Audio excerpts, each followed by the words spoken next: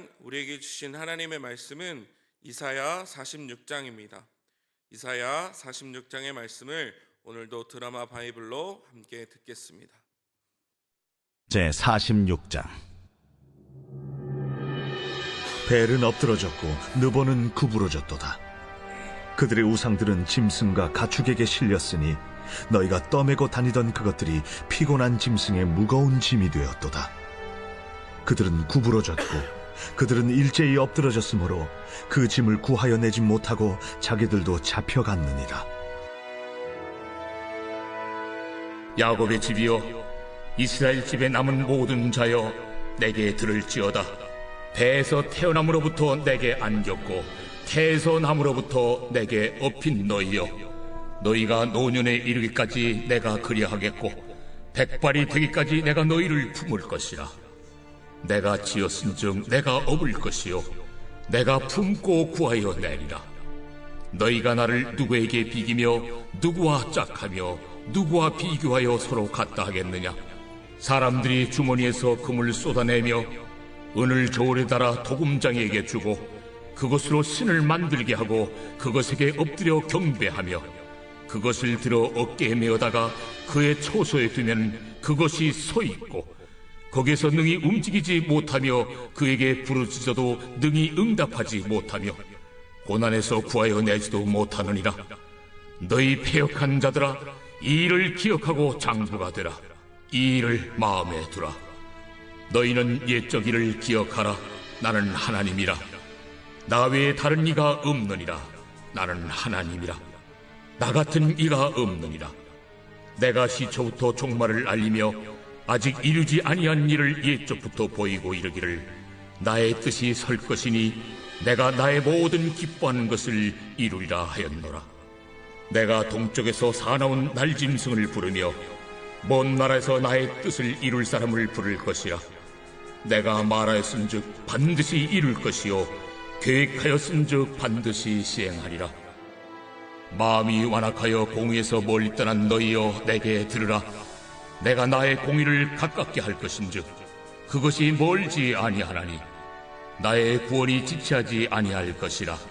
내가 나의 영광인 이스라엘을 위하여 구원을 시온에 베풀리라. 할렐루야. 이 새벽을 깨워서 하나님 앞에 나오신 여러분들을 예수님의 이름으로 축복하고 환영합니다. 오늘 하나님의 말씀 이사야 46장 내가 나의 모든 기뻐하는 것을 이루리라 라는 제목으로 함께 말씀을 나누고자 합니다. 하나님은 이스라엘을 통하여서 계속하여 말씀하여 주시는 것이 무엇일까요?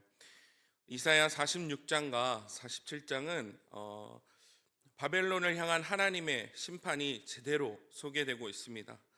46장은 바벨론의 대표적인 우상 벨, 느보 등의 파괴가 1절과 2절에서 등장하고 이스라엘을 구원하시려는 하나님의 거룩한 섭리를 3장에서 13절까지 3절에서 13절까지 소개하고 있습니다. 46장 1절에서 2절 시작부터 하나님은 우상들의 무능함과 파멸을 예언하고 계십니다. 우상 숭배는 무엇일까요? 꼭 우리가 물을 떠놓고 또 나무를 깎고 다른 어떤 물건들에게 절해야만 우상 숭배일까요? 또 죄가 무엇인가요? 죄는 하나님으로부터 벗어날 때 나타나는 반응들입니다. 부패하고 타락하는 것은 모든 우상 숭배로부터 비롯되는 것입니다.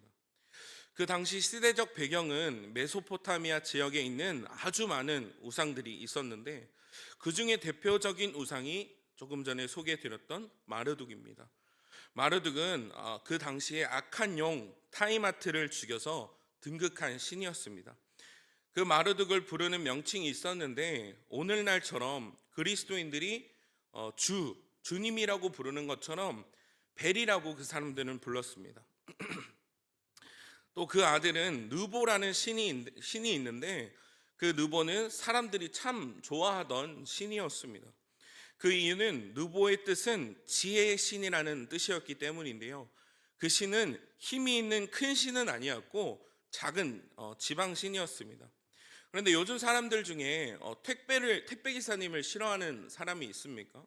그 이유는 자신이 기다리는 것을 가져다 주기 때문인데요. 마찬가지로 이 지방신 느보는 메소포타미아 지역의 큰 우상인 마르둑의 뜻을 전달해주는, 그 마르둑의 뜻을 전해주는 그런 신이었습니다. 그래서 그 느보신은 마르둑의 사신, 마르둑의 전령사 이렇게 불렸던 것으로 사람들이 참 좋아했습니다. 그런데 뼛속부터 우상 숭배를 하던 나라들은 어떻게 되었습니까? 성경은 벨과 느보는 엎드려졌고 구부러졌고 무거운 짐이라고 이야기합니다. 우리에게 변하지 않는 진리가 있습니다. 그것은 바로 모래 위에 지어진 성은 반드시 무너진다는 것입니다. 신앙도 마찬가지 아니겠습니까? 견고한 반석 위에 지어진 집은 무너지지 않는 것처럼 믿음 위에 올바르고 건강한 신앙은 무너지지 않습니다. 우리의 신앙이 이와 같아야 합니다. 그런데 우리는 착각할 때가 종종 있습니다. 나는 우상 숭배를 하지 않는데, 여러분들이 또 새벽기도 또 나오시고 또 열심도 있으시고 하나님 앞에 헌신하시면서 나는 우상 숭배를 하지 않는데 내 신앙에 문제가 없는 것 같은데, 그렇다면 질문을 바꾸어서 스스로 이렇게 질문해 보시기 바랍니다. 내 삶에 내 신앙은 하나님으로부터 벗어나 있지 않은가? 혹은 하나님과 가까워져 있는가 하는 질문입니다. 우리는 우리 안에 생각지 못한 우상 숭배들이, 우상이 있을 수 있다는 것입니다. 그것이 무엇이겠습니까? 우리는 늘 불안합니다. 늘 불안정합니다. 삶을 살아가다 보면 늘 불안한 이유가 무엇이 있겠습니까? 그 이유는 100% 다 맡기지 못하기 때문입니다. 어느 정도는 하나님을 신뢰하지만 내 삶의 어느 부분은 내 마음대로 결정하고 내가 하고 싶은 대로 하며 살아가는 모습을 보일 때가 있습니다. 또 어떻습니까? 하나님을 요술램프처럼 대하려는 태도가 우리의 삶에 있진 않은지를 살펴보아야 합니다. 내가 필요할 때만, 내가 급할 때만, 내가 절박할 때만, 내가 궁지에 몰렸을 때만 하나님을 의지하는 삶을 다시 하여금 오늘 말씀을 통하여 바로 세워가야 하는 줄 믿습니다. 여러분들 혹시 모든 과정에서, 삶의 모든 과정에서 지금 내가 처한 상황에 대한 해결책만을 하나님께 구하고 있진 않습니까? 근데 그런 것도 참 중요하긴 합니다. 그런데 그것보다 더 중요한 것은 우리의 신앙이 한 단계 더 나아가는 방법은 내 삶의 전부를 하나님께 맡기는 것이 중요합니다. 그렇기에 우리는 항상 뜻을 정해야 합니다. 그 뜻이 있어야 다음 걸음에 있어서 내 원함과 내 감정과 내 소욕대로 움직이지 않게 됩니다.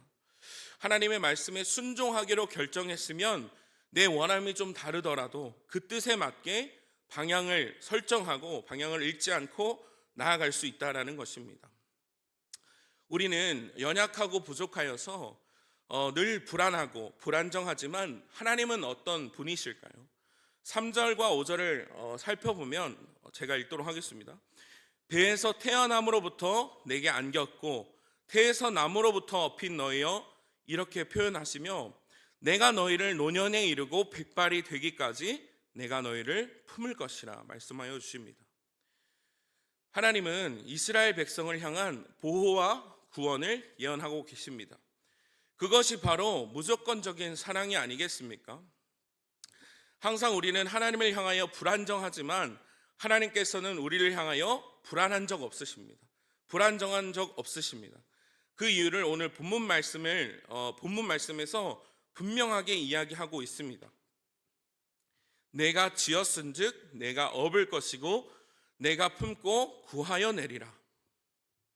오늘 하루를 살아가시는, 또 살아가야 하는 우리에게 필요한 것이 무엇이겠습니까? 바로 신뢰입니다. 신뢰를 다른 말로 바꾸어 이야기하면 우리는 믿음이라고 합니다. 현실적인 문제와 삶의 문제에 가로막혀서 믿음의 시선이 하나님으로부터 벗어나 있었다면 다시 하여금 완전한 사랑으로 우리를 초대하시는 하나님 앞으로 나아가시기를 축복합니다. 6절과 7절엔 사람이 만들어 섬기는 우상의 무능함을 적나라하게 보여주고 있습니다.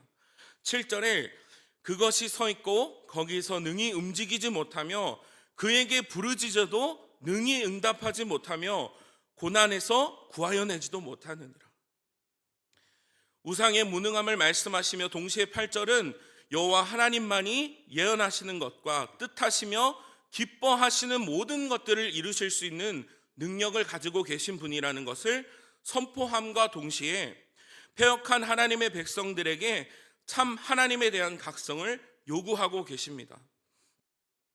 8절에 패역한 자들아 이렇게 표현한 이유는 하나님을 망각하고 이방 우상에 현혹될 이스라엘 백성들을 염두한 표현인 것입니다. 포로기의 이스라엘 백성들은 때로 여호와 하나님이 진정한 신이라는 것을 망각한 채 주변에 둘러싸여 있는 이방 문화에 젖어 이방 우상들을 인정하면서 죄악된 삶을 사는 것에 큰 유혹을 받았습니다. 하나님께서는 바로 이들에게 나는 세상의 유일하신 하나님이심을 알리시면서 이들의 믿음을 바로잡고 그들을 건져낼 계획을 미리 말씀하시고 계십니다. 하나님께서는 3절과 5절을 통해서 사랑을 먼저 확인시켜 주시고 그 다음에 믿음을 점검시키십니다. 이스라엘 백성이 처한 그런 상황과 환경 가운데서 계속하여 말씀하시는 것이 너희는 나의 백성이 되고 나는 너희 하나님이 될 것이라는 언약의 말씀을 이루어가고 계시는 것입니다. 다시 한번 성도님들께 질문하고 싶습니다. 성도님들의 믿음은 제대로 작동하고 계십니까? 혹은 신앙에 있어서 믿음이라는 영역이 그저 추상적이지만은 않으십니까? 여러분들 하나님은 살아 계십니다. 그리고 지금 오늘 하루 하나님을 의지하고 하나님께 묻고 답을 얻으려는 자들에게 친히 말씀하여 주십니다. 그리고 그 믿음이라는 영역을 그냥 추상적으로 가만히 두지 않기를 원하십니다. 그러면 구체적으로 이제 그 믿음의 영역을 어떻게 작동시킬 수 있는지 8절과 10절 말씀을 통하여서 세 가지 핵심을 살펴보도록 하겠습니다. 8절과 10절 사이에 제가 세 가지 포인트를 잡았는데요. 첫 번째 8절은 이 일을 기억하고 장부가 되라. 9절은 옛 정의를 기억하라.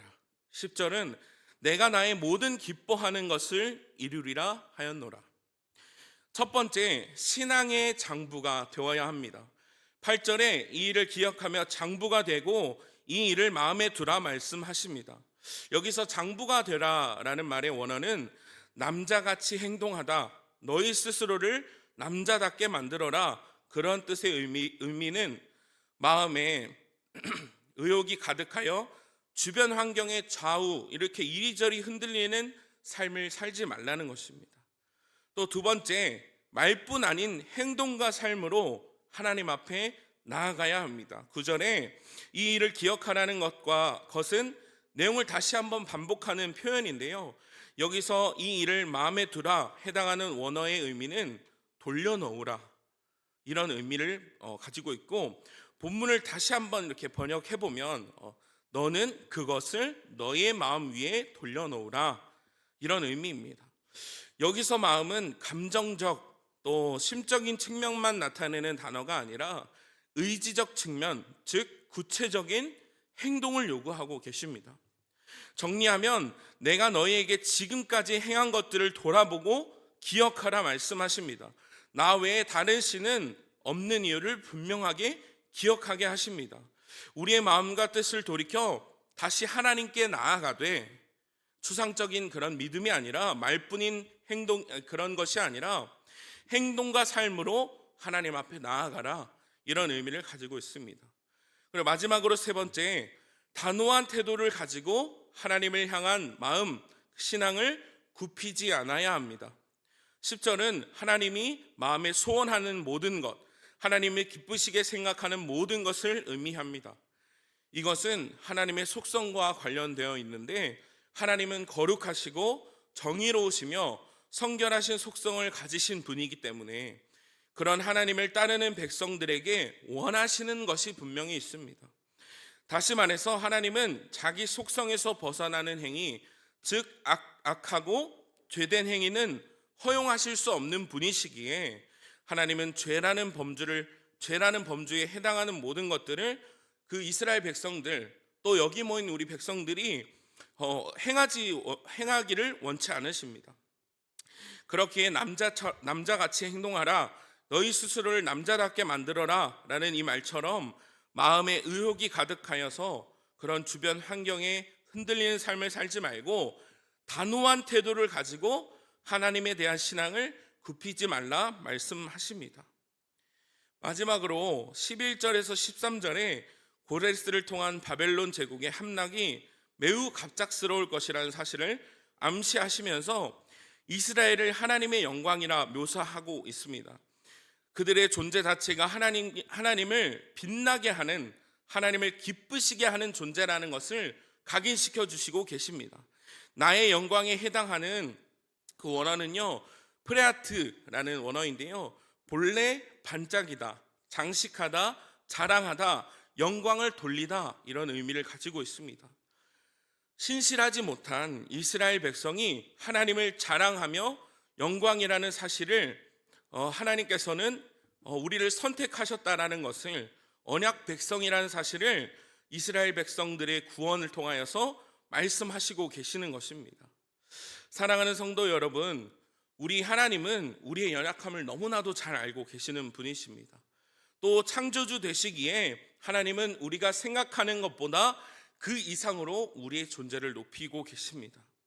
우리가 절망하고 낙심하고 실망하며 삶에 지쳐서 하나님을 때로 바라보지 못할 때, 그럴 때 또 하나님을 원망하고 싶고 하나님을 뒤돌아선다 할지라도 하나님은 우리를 통하여서 영광 받기를 원하시고 이미 그렇게 작정하셨기에 이스라엘 백성들을 긍휼히 여기신 것처럼 오늘 말씀 앞으로 나온 우리 성도님들의 마음을 또 어루만지시고 또 동일하게 긍휼히 여기고 계신다는 것을 기억하는 성도님들이 되시기를 축복합니다.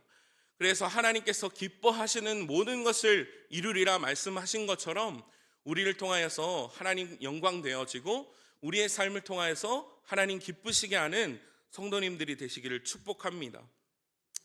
설교를 마무리하고자 합니다. 사랑하는 성도님들, 우리는 연약하기에 하나님이 필요합니다. 오늘 하루 살아갈 힘이 우리에겐 반드시 필요합니다. 그렇기에 오늘 말씀을 통하여 살펴본 것처럼 신앙의 장부로서 주변 환경에 이리저리 흔들리는 삶이 아니라 단호한 태도를 가지고 하나님을 향하여 나아가되 말뿐 아닌 행동과 삶으로 하나님 앞에 말씀과 기도로 오늘 하루를 살아가시는 성도님들이 되시기를 예수님의 이름으로 축복합니다. 기도하도록 하겠습니다. 사랑의 하나님, 우리를 기뻐하시고 아무 자격 없는 우리를 선택하시고 나의 기쁨, 나의 자랑, 나의 사랑하는 자여 말씀하여 주셔서 감사합니다. 하나님, 우리는 너무나도 연약하여서 죄 가운데 넘어져 혹은 삶에 지치고 현실에 마주하여 하나님을 놓치고 살아갈 때가 참으로 많음을 고백합니다. 그런 우리를 긍휼히 여겨주셔서 때마다 말씀을 통하여 나는 너의 하나님의 되심을 각인시켜 주시고 우리는 주님의 백성이라는 사실을 깨닫는 은혜를 허락하여 주옵소서. 그리하여 그런즉 너희가 먹든지 마시든지 무엇을 하든지 다 하나님의 영광을 위하여 하라 말씀하신 것처럼 우리의 삶이 하나님을 향할 수 있게 하여 주옵소서. 감사하며 예수님의 이름으로 기도합니다.